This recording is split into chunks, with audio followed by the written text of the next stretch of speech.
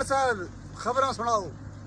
हिंदुस्तान का एक जंगी चेहरा पाकिस्तान को लड़ने के लिए आ रहा था, उसका रास्ते में मच्छर से टकराव हो गया, जहाज गिर कर तबाह हो गया, मच्छर के पाँव टूटा गया, उसको बड़े अस्पताल में ले गया, वहाँ उसकी जेर इलाज हो रहे हैं। इंशाल्लाह मच्छर सुबह को फिर परवाज करेगा। सुभान अल्लाह। भावलपुर एक नाई की दुकान पर चूहों ने बड़ा दस्ती से हमला कर दिया है। 4 कैंचियां 6 उस्तरे उन्होंने जख्मी कर दिए हैं। वो लहूलुहान हो गए हैं, चूहे बाल बाल बच गए हैं। सिब्बी के इलाके में आज बहुत बड़ी गर्मी हुई है, वहाँ के मुर्दे कब्रों से निकलकर होटल पर पहुँच गए।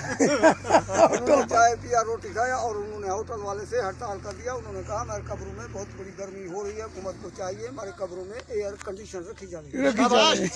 अगर हुकूमत हमारे कब्रों में एयर कंडीशन ना रखी जाए तो हम दोबारा मरने से इनकार कर देंगे।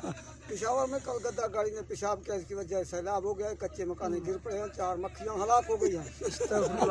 एक मकड़े की हालत बहुत कमजोर दिखाई दे रही है, जिसका निचला हिस्सा पानी में डूबा हुआ, ऊपर से जहर है। हेलीकॉप्टरों के जरिए इसको खुराक दिया जा रहा है।